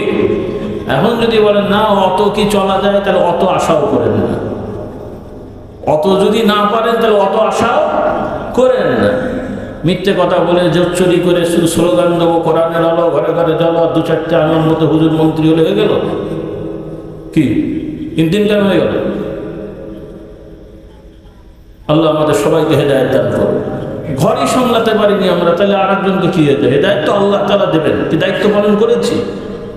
আমি হুজুর, পীর সাহেব, মৌলানা সাহেব, মুফতি সাহেব আমার মেয়েকে ছেলেকে সহশিক্ষার প্রতিষ্ঠানে আমি পড়তে দিয়েছি, আবার এইদিকে সে ইসলামের কায়েম করে বেড়াচ্ছি। কারণ আজকে দুনিয়ার প্রতিষ্ঠান নাই, অন্যরা যা পারে করে। আমি তো একজন আলেম মানুষ, আমার ছেলেকে কিভাবে আমি সহশিক্ষার প্রতিষ্ঠানে দিই, আমার মেয়েকে আমি কিভাবে সহশিক্ষার প্রতিষ্ঠানে দিই? তারা যুক্তি হলো সমাজে তো মানুষ হতে হবে, মানুষ সমাজে তো চলতে হবে। তার মানে হারাম পরিবেশে তাহলে দিনটা কায়েম কাকে দিয়ে করবো? আমি তো বলছি দিন কায়েম করবো কাকে দিয়ে? এই সমস্ত হারামখোর দিয়ে। শুনতে খারাপ লাগছে আর কি, যে হারাম খাই তাকে কি বলে? তাহলে এই সমস্ত হারামখোর দিয়ে জিন্দাবাদ হবে নাকি? এই সমস্ত হারামে যারা অভ্যস্ত, যাদের শালীনতা নেই, নারী পুরুষ একসাথে আড্ডা দেবে, গল্প করবে, হা হি করবে, এদেরকে নিয়ে আমরা দিন কায়েম করতে পারবো? তাহলে কোত্থেকে হবে? শুধু মুখরোচক কথা বললে তো হবে না রে বাবা। আল্লাহ আমাদেরকে সঠিক জ্ঞান দান করুন। বলুন আল্লাহুম্মা আমিন। হেদায়েত আল্লাহ তাআলা দেবেন, কিন্তু আমাদের মেহনতের নিয়ম অনুযায়ী চেষ্টা করতে হবে। নিয়ম অনুযায়ী চেষ্টা করতে হবে। ওজোরের মশলা ওজোর, চেষ্টা করেছেন, ওজোর হয়ে গেছে, পারেননি, আল্লাহ তাআলা ক্ষমা করে দেবেন। কিন্তু আয়োজন করে অন্যায় করলে তো ভাই সে তো বিপদ। আয়োজন করা একটা হলো, ওজোরের মশলা কি? কোনো এক জায়গায় গেছেন, অমুসলিম দেশে আটকা পড়ে গেছেন, কোনো খাবার পাচ্ছেন না। মুরগি হলো আল্লাহ ছাড়া, মানে বিসমিল্লাহ ছাড়াই জবাই করা। খাবারও যা আছে তাও দেখা যাবে যে এমন সমস্ত জায়গায় রান্না করে, সেখানে হয়তো হারাম জিনিস রান্না করে। প্রচণ্ড খিদে লেগেছে, না খেলে জীবন নিয়ে টানাটানি। তখন এই খাওয়া কি হালাল, তাও কি বেঁচে থাকার মতন। ওলামার মানে কথা আছে, ওখানে মজা করে গলা পর্যন্ত খাওয়া যাবে না, বেঁচে থাকে মানে শরীরটাকে নিয়ে চলার মতন অতটুকু খেতে পারবেন, এটা হালাল। কিন্তু তার মানে কি শুয়োরের গোশত কোরমা করে খাবেন নাকি ওই বিসমিল্লাহ ছাড়া মুরগি জবাই করেছে, মানে কেটেছে, ওইটা মানে মজা করে খাবেন? এটা ইন্ডিয়াতে মুরগি পাবেন, সব হোটেলে মুরগি পাবেন। অনেক মানুষ বাঙালি বোঝে না, তো জীবনে তো যায়নি, পরিবেশ বোঝে না, ওরা মনে করে মুরগি তো হালাল, বসে খেয়ে ফেলবে। কিন্তু ওইটা যে জবাই ছাড়া কাটা হয়েছে অনেকেরই খবর নেই। কিন্তু হিন্দুরা অনেকে মুরগি খায়, কিছু গ্রুপ আছে কিচ্ছু খায় না। ওরা বলে জীব হত্যা মহাপাপ, কাজে মুরগি, গরু, ছাগল, হাঁস এগুলো কিচ্ছু খাওয়া যাবে না। তো কি খায়? ভেজে, মানে ওরা হলো কি যেন বলে ওটাকে, নিরামিষ, ভেজিটেরিয়ান। এখন মুরগির মানে জীবন আছে, জবাই করলে মানে কাটলে মরে যায়, মাছ কাটলেও সেটাও খারাপ হবে, মানে জীব হত্যা হবে। তাহলে এই যে আমরা যে ধান কাটি, ধান যে কেটে নিয়ে আসি, ধান গাছ না, ওর জীবন আছে না নাই? কদু, ফসল, অন্য সবজি। আগে সায়েন্স ছিল না, উদ্ভিদ বিজ্ঞান এত বেশি হয়নি, মানে অত সমৃদ্ধ ছিল না, মানুষ জানে নাই। তাহলে এখন বোঝা গেল গাছপালা সবার কি আছে। তাহলে আগে খেয়েছেন, এখন তো এগুলো খাবার দিতে হবে। তো কি খাবেন? হ্যাঁ, বাচ্চারা কি খাবে বলো? সকালবেলা উঠে 2টা চর, কি বিকেলবেলা 2 বসি, আর কি খাবো? আল্লাহ ধ্যান করো। ওই যে দর্শন, কত দর্শন! আল্লাহ তাআলা এগুলো আমাদের জন্য খাবারের ব্যবস্থা করে দিয়েছেন। বলুন সুবহানাল্লাহ। উহিল্লাত লাকুম বাহিমাতুল আনআম, আল্লাহ তাআলা বলেন তোমাদের জন্য গৃহপালিত পশুকে আমি হালাল করে দিয়েছি। সুবহানাল্লাহ। গরু, ছাগল, হাঁস, মুরগি বিসমিল্লাহ বলে জবাই করে তোরা খাবি, বলুন সুবহানাল্লাহ। আর আল্লাহ তাআলা বিসমিল্লাহ ছাড়া, আল্লাহর নাম ছাড়া গরু, ছাগল, হাঁস, মুরগি যদি কাটা হয়, জবাইও যদি করা হয়, ওরা হচ্ছে জবাই করে না, ওরা হচ্ছে উল্টো দিক থেকে কতল করে। তো কতল করলে হবে না, জবাই করতে হবে, বিসমিল্লাহ বলতে হবে, জবাই করতে হবে, বিসমিল্লাহ বলতে হবে। আর এই বিসমিল্লাহটা যদি ইহুদি খ্রিস্টানও বলে না, এখানে অল্প মশলা আছে, ইহুদি খ্রিস্টানও যদি বিসমিল্লাহ বলে তাহলে হবে, হিন্দু বললে হবে না। কারণ ইহুদি খ্রিস্টানরা আগে তাদের যারা ধার্মিক ছিল, এখনকার ইহুদি খ্রিস্টান, এখন তো ইহুদি খ্রিস্টান দূরের কথা, মুসলমানগুলো তো বলে না। মুসলমানেরও তো এখন ঠিক নামে মুসলমান, এরাও ঠিক মতো জবাই করে না, বড় মুশকিল। আল্লাহ এদেরকে হেদায়েত দান করুন। কিন্তু আল্লাহ নবীর সমাজে সাহাবারা তো সবাই বিসমিল্লাহ বলে জবাই করেছে। আর ওই সময়ের যারা ইহুদি খ্রিস্টান ছিল, ওরাও এমনি ব্যক্তিগতভাবে আকীদায় শিরক থাকলেও তারা জবাইয়ের ক্ষেত্রে আল্লাহর নাম ব্যবহার করত। কি বলতো? বিসমিল্লাহ বলতো। এই জন্য কোরআন কারীমে আল্লাহ তাআলা ওদের জবাইকে বৈধতা দিয়েছেন, যেহেতু ওদের জবাইটা আমাদের জবাইয়ের মতন। এখনও যদি তারা ওইটা মানে তাহলে বৈধ, কিন্তু এখনকার যে ইহুদি খ্রিস্টান এরা অনেকেই বিসমিল্লাহ বিসমিল্লাহ বলে না, কাজে ওই মশলার উপরে এদেরকে ধরা যাবে না। আল্লাহ তাআলা আমাদের বোঝার তৌফিক দান করুন। তো খোলাসা কথা হলো, দেখেন আল্লাহ রাব্বুল আলামিন আমাদেরকে এই সব বিষয় দিয়েছেন। তো যেটা বলছিলাম ভাইরা, আসুন আমাদের সন্তানদেরকে ছোটবেলা থেকে ইসলাম শেখায়, দ্বীন শেখায়, ব্যবসা বাণিজ্য চাকরি যে যেটাই করবে সততার সহিত, সততা আমানতদারিতার সহিত। ইন্নাল্লাহা ইয়া'মুরুকুম আন তুআদ্দুল আমানাতি ইলা আহলিহা, আল্লাহ তাআলা হুকুম দেন যে যার যার প্রাপ্য পাওনা তার কাছে তোমরা পৌঁছে দাও, এটাই আল্লাহ তাআলার হুকুম। এজন্য আমরা যার যার দায়িত্ব নেব, সেই দায়িত্বগুলো সঠিকভাবে পালন করা। না পারলে কর্তৃপক্ষ যার থেকে নিচ্ছি তাকে জানাতে হবে যে ভাই এই পরিমাণ নিয়েছিলাম, আমি এটা পাচ্ছি না। কারণ সে আশায় আছে আমি করব, কিন্তু করলাম না, পরে বললাম যে এই সেই হ্যানত্যান অজুহাত দেখালাম, এটা ঠিক হলো না। ওয়াদা খেলাফ করা যাবে না, যে রাসূলুল্লাহ বলেছেন, এগুলো সবই আমাদের জানা, আপনারাও ওগুলো মেনে চলেন। তবে এই শিক্ষাগুলো সন্তানদেরকে দিতে হবে যে বাবা মিথ্যে কথা বলা যাবে না, ওয়াদা খেলাফ করা যাবে না, যার যেটা দায়িত্ব নিয়েছ সেই দায়িত্ব সঠিকভাবে পালন করতে হবে। না পারলে কর্তৃপক্ষকে জানাতে হবে। লুকোচুরি করে আমরা চলবো, এতে করে যে সমস্যাটা হবে, আমাদের মধ্যে পয়জন, বিষ ঢুকবে, খাওয়াতে, চড়াতে, পড়াতে। কারণ এই উপার্জনগুলো হারাম হচ্ছে, সেগুলো আমরা খাবো, সেগুলো দিয়ে আমরা পানি ব্যবহার করে উজু করব, সেই টাকা দিয়ে যাই নামাজ কিনবো, সেই টাকা দিয়ে মাথায় পাগড়ি মাথায় দেবো, কী হবে? এগুলো সবই গোলমালে হয়ে গেছে। এই জন্য একটু সচেতন হই। আর এটা অস্বাভাবিক কিছু না, অবাস্তব কিছু না, একটু সোজা রাস্তায় চলতে হবে, আমাদের খেয়াল করে চলতে হবে। এরপরে পারিবারিক যে বিষয়গুলো আছে, অনেক পরিবারে জুলুম হয়, ছেলের বউয়ের প্রতি শাশুড়িরা জুলুম করে, ছেলের বউ শাশুড়িদের সাথে বেয়াদবি করে। এখন এগুলো ঘরে ঘরে বেড়ানো ঢুকে পড়েছে। এগুলো অশান্তির কারণ, এগুলো এক ধরনের জুলুম। কারণ বহু বাড়ির বউ তাকে এমন কিছু কাজ দেওয়া হয় বা তাকে করানো হয় বা আশা করা হয় যেটা তার দায়িত্বের মধ্যে পড়ে না, কিন্তু জোর করে করানো হয়, তাহলে সে জুলুমের শিকার হচ্ছে। কারণ আপনার স্ত্রী হলেও আপনি জুলুম করতে পারেন না। আপনার স্ত্রী মানে আপনার যা ইচ্ছা তাই করবেন তা নয়, তার দায়িত্ব যেটা সেটা আপনি বাধ্য করতে পারেন, কারণ সেটা তো এগ্রিমেন্ট। কিন্তু তার দায়িত্বের বাইরে যেটা, সেটা তাকে প্রেশার দিয়ে করানো যায় না, উৎসাহ দিয়ে করতে পারেন, ঘুষ দিয়ে করাতে পারেন। কি বলেন? বউকে ঘুষ টুস দেওয়া যায়, অফিসার না, ঘুষ দিয়ে করাতে পারেন। অর্থাৎ বাড়তি কিছু সুযোগ সুবিধা দিয়ে, শাড়ি টাড়ি দামি দামি কিনে দিয়ে, কিছু টাকা পয়সা দিয়ে, উৎসাহ দিয়ে করাতে পারেন। কিন্তু যেটা তার দায়িত্বের মধ্যে পড়ে না, সেটা যদি জোর করে করান, সে হয় দুর্বল হলে মেনে নিয়ে করে, কিন্তু ভেতরে ভেতরে তার অভিমান থাকে। এটার অভিশাপ যে পড়ে আপনার মায়ের ওপরে, আপনার পরে, আল্লাহ মাফ করুন। এছাড়াও ছেলের বউরা অনেক সময় ছেলের মায়ের সাথে, স্বামীর মায়ের সাথে বেয়াদবি করেন, এটাও বড় খারাপ। কারণ বড়দের সাথে অসম্মান করা, এটাও অন্যায়, সেটাও বদদোয়া পান। তাহলে রহমতটা আসবে কোত্থেকে? রহমত আসবে কোত্থেকে? আমরা যদি বড়দের সাথে বেয়াদবি করি তাহলে রহমত আসবে? আমরা যদি আরেকজনের প্রতি অবিচার করি রহমত আসবে?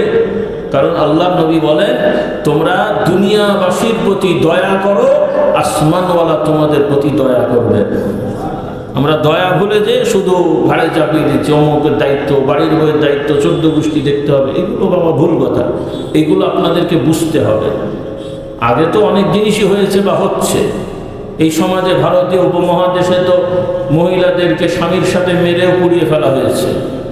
তো সেগুলো তো একসময় ছিল ধর্মের নামে।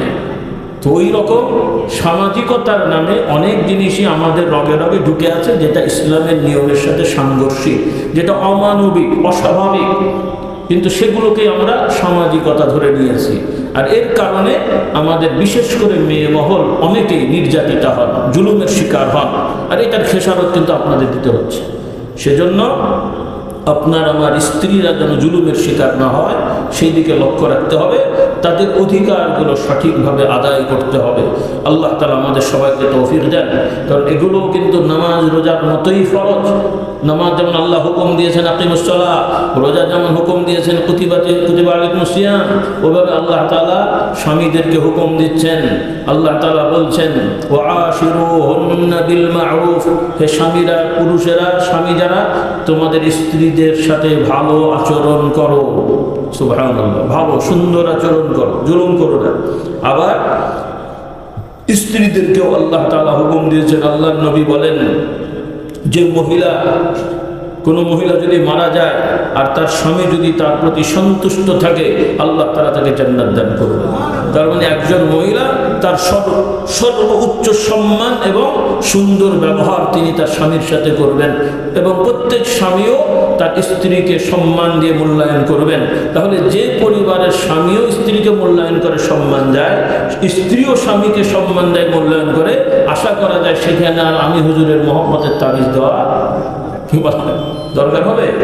ওনারা মারামারি করবে আর শ্বশুর এসে আমাকে বলে একটা মহব্বতের তাবিজ দেন। হয় এগুলো? আল্লাহ আমাদের হেদায়েত দান করো। এই জন্য আমি আর কি করে বলি, আগেও বলেছি মনে হয়, মাঝে মাঝে আসে তো আমার বাড়িতে খুব ঝামেলা, কথা শুনতে চায় না। আমি বলি মুখটা খুলেন, পানি আর পড়ার দরকার নেই, হাঁ করেন, মুখটা পড়ে দিই, তাহলে ঠিক হয়ে যাবে। কারণ এই জবান ঠিক করেন, বউ ঠিক হয়ে যাবে। কারণ আপনি বাইরে যে বউয়ের সাথে গালাগালি এই সেই হামদাম করেন, তারপর পানি পড়া ফল হয়ে যাবে। এই জন্য বলি বাবা, জবান ঠিক করো, ভাষা ঠিক করো, বউয়ের সাথে ভালো আচরণ করো। মহিলারা মাঝে মাঝে বলে, আমি তাদেরকেও বলি যে জবান ঠিক করেন, স্বামীর সাথে ভদ্র আচরণ করেন। মান অভিমান থাকতেই পারে, কিন্তু মান অভিমান হলে 14 গোষ্ঠী তুলে শুরু করে দিলেন, সেও তো একটা মানুষ, তারও তো একটা সাইকোলজি আছে নাকি বলেন? এগুলো আমাদের শেখাতে হবে। এগুলো কোরআন হাদিসের শিক্ষা, কোরআন হাদিস এগুলো আছে। কিন্তু মুশকিল হলো আমাদের অধিকাংশ ছেলে মেয়েরা তো এগুলো শেখে না, পড়ে না, প্র্যাকটিক্যালও পড়া হয় না, এগুলো মান করে একটু পড়ে দেওয়া হয়। এই জন্যই বাস্তব ভিত্তিক একটা পুরুষ বাচ্চাদেরই শেখাতে হবে স্বামী, পুরুষের দায়িত্বটা কি, স্বামী হিসেবে, বাবা হিসেবে, ভাই হিসেবে, সন্তান হিসেবে, একজন নারীর দায়িত্বটা কি, স্ত্রী হিসেবে, বোন হিসেবে, ইত্যাদি ইত্যাদি। কোরআন হাদিসের আলোকে এগুলো ভেঙে ভেঙে যদি এদেরকে শেখানো হয়, ট্রেনিং দেওয়া হয়, তাহলে তারা আদর্শ মানুষ হবে, যেটা সাহাবাদের মধ্যে ছিল। বলুন সুবহানাল্লাহ। সাহাবাদের মধ্যে পুরুষরা আল্লাহ নবীর কাছে যে শিখছে, নারীরাও যে শিখছে।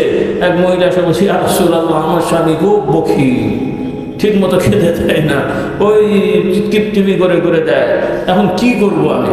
রাসূলুল্লাহ অনুমতি দিলেন, হ্যাঁ এখন কি করবো? উনি শুনতে এসছেন, এখন আমি কি করবো? যদি ওনাকে না বলে কিছু নিই কি আমার চুরি হবে কিনা?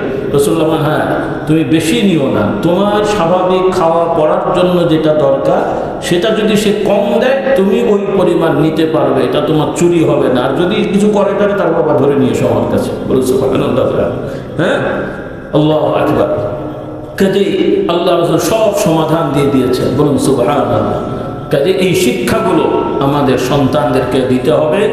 তো আমার অনুরোধ, আসুন আপনারা ঘরে ঘরে কোরআন চর্চা শুরু করে দেন, ব্যক্তিগতভাবে পড়েন, মসজিদে এসে শোনেন, জুমার দিন আগে আগে মসজিদে আসেন। যে যে মসজিদে জুমা পড়ে একটু আগে আগে মসজিদে যাওয়ার অভ্যাস করেন। এবং আরেকটা রেওয়াজ আপনারা যদি পারা যায়, এটা খুব কঠিন কিছু না, আলাদা টাকাও লাগবে না, জাস্ট একটা উদ্যোগ। তবে এই উদ্যোগটা নিলে অনেক ফায়দা আশা করি পাবেন। সেটা হলো জুমার আজান আপনারা ওয়াক্ত মোতাবেক দেন, মানে প্রথম ওয়াক্তে দেন। কারণ এখন যেটা হয়, রমজান ছাড়া ফজরের আজানও দেখা যায় যে ওয়াক্ত ঢোকার 20-20 মিনিট পরে দিচ্ছে, কেউ দিচ্ছে 5 মিনিট পরে, কেউ 20 মিনিট পরে, সেই জন্য আজানই হচ্ছে 1 ঘন্টা ধরে। তো এই যে একটা সমস্যা, মগরবও দেখা যায় দেরি করা হয় 5-7 মিনিট, যেগুলো এখন দরকার নেই, কারণ এখন স্যাটেলাইট হয়ে গেছে, আবহাওয়া অধিদপ্তরের মেশিন আছে, ওরা একুরেট টাইমটা বলে দেয়। ওই টাইম থেকে বড় জোর 1 মিনিট সতর্কতা থাকলেই হয়। আগে ছিল ম্যানুয়াল, যার কারণে 3 মিনিট সতর্কতা, 5 মিনিট বলা হতো, কিন্তু এখন ওইটা দরকার নেই, কারণ এখন হলো স্যাটেলাইটের মাধ্যমে ডিজিটালাইজেশন হয়ে গেছে। যদি আমাদের মোবাইল অ্যান্ড্রয়েড হয় আর যদি আমরা আবহাওয়া অধিদপ্তরের পয়েন্টিং টানি, তাহলে এখানে বড় জোর 1 মিনিট সতর্কতা হলেই হয়। সেখানে 3-4 মিনিট করে আরও দেরি করা হচ্ছে। তারপরও আজানের অল্প পরেই 3 মিনিটের মধ্যে 5 নামাজ শুরু হয়ে গেল। তাহলে যারা নফল রোজা রাখলো বেচারা কী করবে? রোজা কি শুধু রমজান মাসেই? রমজান ছাড়াও ফরজ রোজা আছে না নাই? প্রতি মাসেই কোন মহিলাদের কিছু ফরজ রোজা থাকতেই পারে, পুরুষেরও থাকতে পারে, সফরে গেছে রাখে নাই তারও তো থাকতে পারে, নফল রোজাও তো থাকতে পারে। তাহলে আমরা সময় দিলাম কোথায়? তো বেচারা কি নামাজের মধ্যে খাবে নাকি? তাহলে কিছু তো তাকে সময় দিতে হবে। এই রকম আমাদের বেখেয়ালি সব কর্মকাণ্ড আমাদের আছে, এগুলো আমাদের একটু শুধরান। তো বেশি না হোক, অন্তত আপনারা চেষ্টা করেন ফজরের আজান ওয়াক্ত মোতাবেক দেওয়া, মাগরিবের আজান ওয়াক্তে হওয়ার সাথে সাথে দেয়া, এর সাথে জুমার আজানও যদি ওয়াক্ত মোতাবেক দেওয়া যায়, তাতে উপকারটা হলো যে একটু বেশি সময় হাতে পাওয়া গেল, আর সাধারণ মানুষ আজান শুনলে মসজিদে আসার আগ্রহ সৃষ্টি হয়, তারাও একটু বেশি সময় আগে মসজিদে আসতে পারলো, আর এতে করে তারা খুব সহজেই একটা বড় সওয়াব পেয়ে গেল। সুবহানাল্লাহ। কারণ জুমার দিন আগে আসলে মসজিদে কি পরিমাণ সওয়াব, জোরে বলেন। ওই পেছনের ভাইটা বলো, যুবকরা বলো, কি একটা উট দান করার সওয়াব, একটা উট আল্লাহ রাস্তায় দান করবে, গরিব অসহায় সবাই খাবে, এই যে সওয়াব হবে, জুমার দিন একটু আগে গেলে এই সওয়াব হবে। আমরা এভাবে পুরুষেরা জুমার দিন আগে যাওয়ার চেষ্টা করি। আল্লাহ তাআলা আমাদের তৌফিক দান করুন। এর সাথে সাথে ব্যক্তিগত ওজিফা ইনশাআল্লাহ সকালবেলা ফজরের পরে জিকির আজকার করা।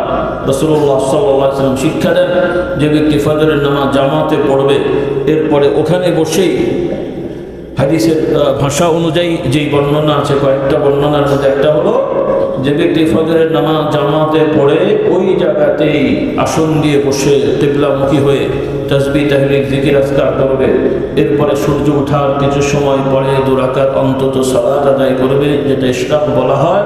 এই নামাজের উসিলায় শুধু নামাজ না, অনেকে ভুল করে, শুধু নামাজ পড়লেও সওয়াব হবে, কিন্তু এটা একটা প্যাকেজ আমল, একটা নির্দিষ্ট আমল। ফজরের নামাজ পড়ে, বিশেষ করে পুরুষদের জন্য জামাতে পড়া, মহিলারা তো বাড়িতে পড়বেন, যদি ওজর থাকে পুরুষের বাড়িতে হলেও আমল হবে। ফজরের নামাজ পড়ে ওই জায়গায় বসে থেকে জিকির আজকার করে সূর্য ওঠার পরে ইশরাক পড়া, এই আমলটা একসাথে করলে রাসূলুল্লাহ সাল্লাল্লাহু আলাইহি ওয়াসাল্লাম বলেন যে তার আমল নামায় আল্লাহ তাআলা একটা পূর্ণাঙ্গ মকবুল হজ এবং উমরার সওয়াব দান করবেন।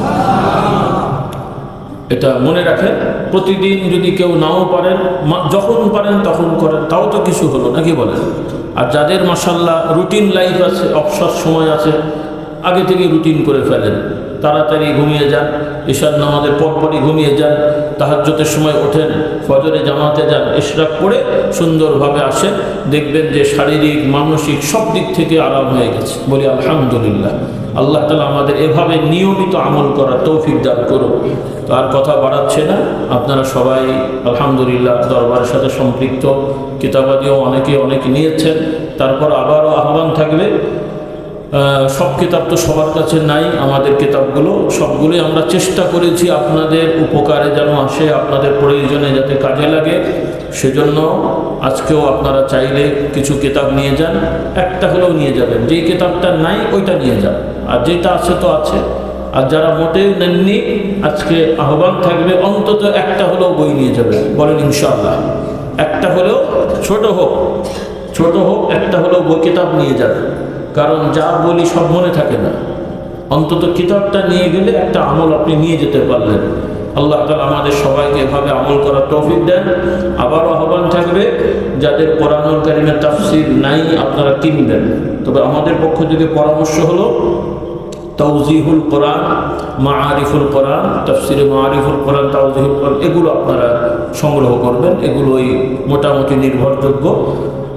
আরও কিছু কিছু আছে যেগুলো নিয়ে একটু জটিলতা আছে। অনেক ভালো থাকলেও বেশ কিছু জায়গায় কিছু ভুল আছে যেগুলো খুব মারাত্মক, যেগুলো আমাদের সাধারণ মানুষ আপনারা তো ধরতে পারবেন না, বিভ্রান্তির মধ্যে পড়ে যাবেন। মানে পড়ে গেছে অলরেডি একটা বড় গোষ্ঠী। তাদের তো সাধারণ মানুষের দোষ না, তারা কোরআনের মহব্বতে কিতাব কিনেছে। তবে দোষটা হলো যে সকল হুজুররা এগুলোকে প্রাধান্য দিয়েছেন। বুঝে শুনে দিলে কিন্তু আপনারা আল্লাহর কাছে দায়ী থাকবেন। যারা বুঝে শুনে জেনেছেন যে এখানে এই ঝামেলাগুলো আছে, তারপরও আপনারা পরামর্শ দিয়েছেন, ভাই এই কিতাব পড়েন, কিয়ামতের দিনে কিন্তু ছাড় পাবেন না একজন। এই যে মানুষগুলো ভুল বুঝলো, এদের খেসারত কে দেবে? এটা এতই সহজ। হ্যাঁ, যারা আলেম না, বুঝেন নাই, তারা ভুল করেছে, সেটা তো তাদের ব্যাপার। কিন্তু যারা মাদ্রাসায় পড়েছেন, কোরআন হাদিস পড়েছেন, অন্যান্য আলেম ওলামার কথা শুনেছেন, তারপরও আপনারা এই সমস্ত কিতাব কীভাবে পরামর্শ দিতে পারেন? তাহলে আমানতদারিটা গেল কোথায়? কারণ এই সমস্ত লেখক যখন ছিল না, তখন কি ইসলাম ছিল না? আমার বাপদাদা যখন ছিল না, তখন কি ইসলাম ছিল না? তাহলে আমার বাপদাদা ভুল করবে আর সেটা আমাকে বলে বেড়াতে হবে? মানে আমারটা আমি বললাম, অন্যের নাম বললে তো রাগ করবে। আল্লাহ আমাদের হেদায়েত দান করুন। তবে আমাদের বাপদাদারা ভুল কোনো সিদ্ধান্ত দেননি, আমাদের লোকেরা ভুল বুঝেছে। আমাদের কিছু লোকেরা তারা ভুল বুঝেছেন, তাদের সিদ্ধান্তগুলো সঠিকভাবে বোঝেন নাই, সেজন্য তাদের দোষ না, দোষই না দের। তো যাই হোক, আমি বোঝার জন্য বললাম আর কি। তো আমাদের অনুরোধ, যারা উলামায়ে কেরাম আছেন, আপনারা সচেতন হবেন, আপনারা ভালো কাজ করবেন। সামাজিকভাবে হয়তো অনেকে মনে করছেন কোনো দলের সাথে থাকলে কাজ ভালো হবে। আচ্ছা হোক, সেটা আপনার বুঝলে হবে। কিন্তু যেই সমস্ত বিষয় কোরআন হাদিসের সাথে সাংঘর্ষিক সমস্যা, এগুলোকে স্পষ্ট করতেই হবে। এগুলো আপনাদের ঈমানি আমানত। আর যদি এগুলোকে লুকোচুরি করে করেন, তাহলে সাবধান করে দিই, কিয়ামতে কিন্তু ছাড় পাবেন না। কিয়ামতে কিন্তু কেউ ছাড় পাবেন না, আল্লাহর কাছে ধরা পড়তেই হবে। এজন্য আল্লাহকে ভয় করুন। আমাদের উদ্দেশ্য কোনো মৌলানা, হুজুর, পীর সাহেব, দরবেশ তাদের প্রতিষ্ঠা করা না। আমাদের উদ্দেশ্য আল্লাহর দ্বীন, আল্লাহর মানুষের মধ্যে প্রতিষ্ঠিত হোক, নাকি বলেন? কিন্তু এই জায়গাটা আমরা ঠিক থাকি, সেখানে ওই হুজুর সেই হুজুর না হলে হবে না। কেন হবে না?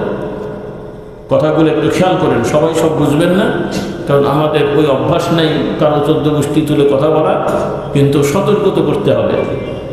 তো আসুন আমরা সবাই মুসাফির হালতে আমি আছি, আপনাদের সবাইকে সাথে নিয়ে একটু তওবা ইস্তিগফার পড়ি এবং অনুরোধ থাকবে কিতাবগুলো নিয়ে যাবে। আলহামদুলিল্লাহ, খুব সুন্দর পরিবেশে মাদ্রাসা পরিচালিত হচ্ছে। আপনাদের যথেষ্ট সহযোগিতা আছে, ইনশাল্লাহ সামনের দিকে আপনারা মাদ্রাসায় সহযোগিতা করে যাবেন। আলহামদুলিল্লাহ, আল্লাহ বরকত দেবেন, বলুন আল্লাহুম্মা আমিন।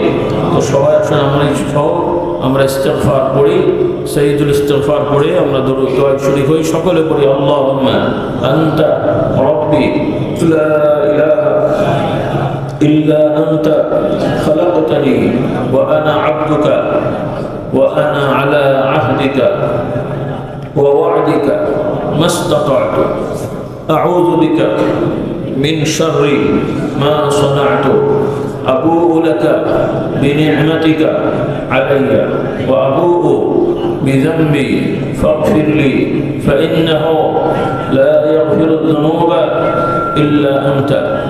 আয় আল্লাহ তাআলা, আমি সকল গুনাহ হতে, শিরকি বেদাতি, জানা অজানা, ছোট বড়, ইচ্ছাকৃত অনিচ্ছাকৃত সকল গুনাহ হতে তওবা করছি। আল্লাহ তাআলা কবুল করে নেন। আল্লাহুম্মা আনতাস সালাম ওয়া মিনকাস সালাম তাবারাকতা ইয়া যাল জালালি ওয়াল ইকরাম। ربنا آتنا في الدنيا حسنة وفي الآخرة حسنة وقنا عذاب النار.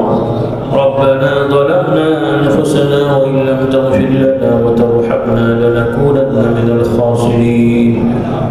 يا الله يا رحمن يا رحيم يا حي يا قيوم رب اغفر لي ولوالدي وللمؤمنين يوم يقوم الحساب. اللهم آت نفوسنا تقواها وزكها أنت خير من زكاها. أي رب العالمين ربنا جعلتك سيد الاستغفار قريت والسلام قريت তাসবিহ তাহলিল বাদ আসর থেকে পর্যন্ত উলামায়ে কেরাম কোরআন সুন্নাহ যা আলোচনা করেছেন ভুল ত্রুটি ক্ষমা করে আল্লাহ আমাদের সকলের সকল ইবাদতগুলো কবুল করে নেন। আল্লাহ এই জমি জায়গা যারা দান করেছেন, ওয়াকফ করেছেন, যাদের সহযোগিতায় মসজিদ মাদ্রাসা নির্মাণ হয়েছে, যাদের দান অনুদানে আল্লাহ আপনার কিছু বান্দারা গরিব অসহায়, তারা ভরণ পোষণ পাচ্ছে, দিন শিখতে পারছে, আল্লাহ তাদের যারা কবরবাসী হয়ে গেছে তাদের আরওয়াহে সবগুলো পৌঁছে দেন। খাস করে আল্লাহ এই মাদ্রাসার তলাবুল ইলম আসাতিজা কিরাম সবাইকে আল্লাহ দ্বীন ইসলামের জন্য কায়েম ও কবুল মঞ্জুর করে দেন। সর্বোপরি আল্লাহ আমাদের সবাইকে হেদায়েতের উপরে কায়েম রাখেন, আমাদের সবার গুনাহ খাতাগুলোকে মাফ করে দেন। সকলে পড়ি না আল্লাহুম্মা আজিরনা মিনান নার, আল্লাহুম্মা আজিরনা মিনান নার, আল্লাহুম্মা আজিরনা মিনান নার। আল্লাহ আমাদের জন্য জাহান্নামের আগুনকে হারাম করে দেন, জান্নাতকে ওয়াজিব করে দেন। আল্লাহ আপনার প্রিয় নবী মুহাম্মদ সাল্লাল্লাহু আলাইহি ওয়াসাল্লামের সুপারিশ শাফাআত আমাদের জন্য নির্ধারণ করে দেন, তার হাউজে কাউসার আমাদের জন্য বরাদ্দ করে দেন। আল্লাহ জানে আপনার ছায়া ছাড়া ছায়া থাকবে না। মেহরবানি করে দয়া করে আমাদের সবাইকে আল্লাহ আপনার ছায়াপ্রাপ্ত বান্দাদের অন্তর্ভুক্ত তৌফিক দান করুন। আল্লাহ খাস করে অনেকে দোয়া চেয়েছেন, আমাদেরও সৈয়দপুরের মোস্তফা বাবু, তার সন্তান বাবু সাহেবের ছেলে আল্লাহ অসুস্থ, হাসপাতালে অচেতন আছে, আল্লাহ তাকে সুস্থতা দান করুন, হেফাজত করুন, সব কিছু সহজ এবং আসান করে দিন। আরও অনেকে অসুস্থ আছে, আল্লাহ পারিবারিক সামাজিক বিষয় নিয়ে অশান্তি আছে, সবার অশান্তিগুলো দূর করে দেন। আমাদের অনেকেই কবরবাসী হয়ে গেছেন, মারা গেছেন, তাদেরকে আল্লাহ আপনি মাফ করে দেন। আল্লাহ অনেকে দোয়া চেয়েছেন, কবুল করেন। আল্লাহ হজের সফর শুরু হয়েছে, সকল হাদিসের ভাই বোনদেরকে সহি সালামতে হজ করে আবার সসম্মানে সুস্থতার সহিত নিষ্পাপ হয়ে বাড়ি ফিরে কবর পর্যন্ত নিষ্পাপ থাকার ব্যবস্থা করে দেন। আল্লাহ আমাদেরকে হজগুলো কবুল করে নেন, পূর্বের সব হজগুলো কবুল করেন। ভবিষ্যতে যতদিন আল্লাহ হায়াতে রেখেছেন বারবার আপনার ঘরে যাওয়া, আল্লাহ আরাফার ময়দানে হাজিরা দেওয়ার তৌফিক দান করেন, সহজ করে দেন, আসান করে দেন। এবং যারা বিভিন্নভাবে আমাদের ভালো কাজে সহযোগিতায় থাকেন তাদেরকে আপনি কবুল মঞ্জুর করে দেন, উত্তম প্রতিদানের ব্যবস্থা করে দেন। খাস করে মুহতারাম এই প্রতিষ্ঠানের প্রতিষ্ঠান মহতারামকারী সহতার সন্তানের এবং আসাতিজা কিরাম প্রতিষ্ঠান কমিটির সদস্যদের সদস্যদের সবাইকে আপনি কবুল মঞ্জুর করে দেন। আল্লাহুম্মা ইন্নাকা আফুউন কারীমুন তুহিব্বুল আফওয়া ফা'ফু আন্না। হাসবুনাল্লাহু ওয়া নি'মাল ওয়াকিল, হাসবুনাল্লাহু ওয়া নি'মাল ওয়াকিল, হাসবুনাল্লাহু ওয়া নি'মাল ওয়াকিল, নি'মাল মাওলা ওয়া নি'মান নাসীর। হাসবিয়াল্লাহু লা ইলাহা ইল্লা হু আলাইহি তাওয়াক্কালতু ওয়া হুয়া রাব্বুল আরশিল আযীম। সকলে অনেক ভাই বোনেরা দোয়া করেন, সকলে বলুন। খাস করে আল্লাহ পৃথিবীর জুলুম অবিচার চলছে, আল্লাহ দয়া করে সকল মাজলুমদের প্রতি গায়বী সাহায্যের ব্যবস্থা করে দেন, সকল জালিমদেরকে আল্লাহ আপনি বিতাড়িত করে দেন। আর আল্লাহ মুসলমানরা যে যেখানে আছে সবাইকে সম্মান নিরাপত্তার সহিত বসবাস করার ব্যবস্থা করে দেন। সকল ষড়যন্ত্র চক্রান্ত আল্লাহ আপনি নস্যাৎ করে দেন। আল্লাহ কাফের মুশরিক ষড়যন্ত্র নস্যাৎ করে দেন, মুনাফিকদের আল্লাহ মুনাফিককে আল্লাহ হেফাজত চক্র নস্যাৎ করে দেন। আল্লাহুম্মা সাল্লি আলা মুহাম্মাদিন নবিয়্যিল উম্মি ওয়া আলিহি ওয়া আসহাবিহি ওয়া বারিক ওয়া সাল্লিম। যার যার মাকসুদ আছে সকল আল্লাহর কাছে বর্ণনা দিন।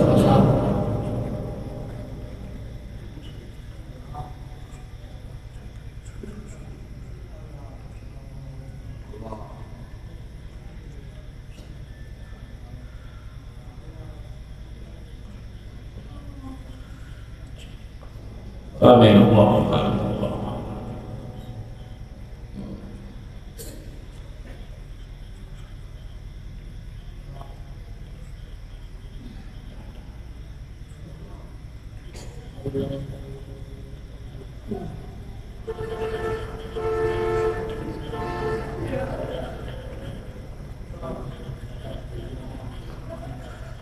اللهم اغفر وارحم وانت خير الراحمين. اللهم انا نسالك باسمائك الحسنى وصفاتك العليا بانك انت الغفار المنان الودود الستار العزيز الكريم الحكم العدل انك على كل شيء قدير. اللهم انا نسالك ان تغفر لنا وترحمنا وتقضي حوائجنا وتحفظنا. اللهم انا نجعلك في نحور الظالمين ونعوذ بك من شرورهم.